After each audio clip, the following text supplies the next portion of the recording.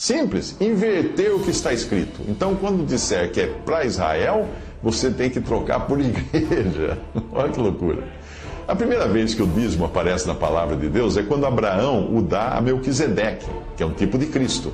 Abençoou-o e disse: bendito seja Abraão pelo Deus Altíssimo, possuidor dos céus e da terra, e bendito seja o Deus Altíssimo que entregou os teus inimigos nas tuas mãos. E Abrão deu-lhe o dízimo de tudo. Isso está em Gênesis 14, 19 a 20.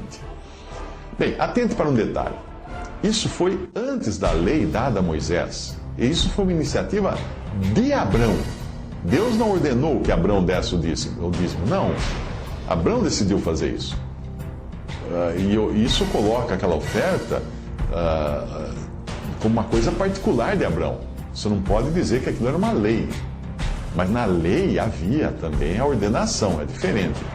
Aquilo que Abrão fez é muito semelhante ao que nós vemos nas epístolas, que é o de contribuir segundo o seu coração. Foi o que Abraão fez. Foi espontâneo do coração dele. Ninguém disse para ele que fizesse, e mesmo que fosse 10%, ele que determinou isso. Não muda, mas o modo como ele trata com a sua criação, este sim muda. Com Adão, Deus tratou de um homem no estado da inocência. Com a geração que veio depois de Noé, Deus tratou com pessoas debaixo de responsabilidade, de se sujeitarem a um governo humano e coisas assim. Com Abraão e os seus descendentes, Deus tratou tendo em vista as promessas feitas a Abraão. Com Moisés e o povo de Israel, Deus tratou segundo a lei que havia dado àquele povo. Mas com a igreja, Deus trata segundo a dispensação da graça. Deus é o mesmo, claro, não mudou. Mas a maneira de tratar com o homem é diferente nas diferentes dispensações ao longo do tempo.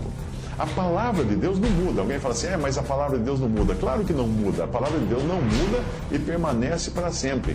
Mas as pessoas às quais ele dirige a sua palavra mudam.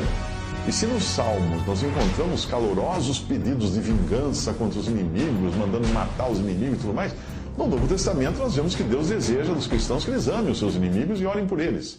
É por isso que hoje nós não apedrejamos adúlteros e nem nos impedimos de caminhar uma distância maior do que aquela estabelecida por Deus no Antigo Testamento, a distância de sábado. Nós viajamos numa distância maior que a distância de sábado, porque no Antigo Testamento havia uma distância. O judeu não podia andar mais do que aquela distância no sábado, ele teve que ficar em casa. Ou ir só daqui até ali, mas não podia somar uma distância maior do que aquela estabelecida. O mesmo Deus que cobrou algo de um povo no Antigo Testamento, ele espera um modo de agir diferente de outro povo no Novo Testamento ou nas epístolas da igreja. A grande confusão em relação ao dízimo é que muitos cristãos ainda não entenderam que Deus tem dois povos.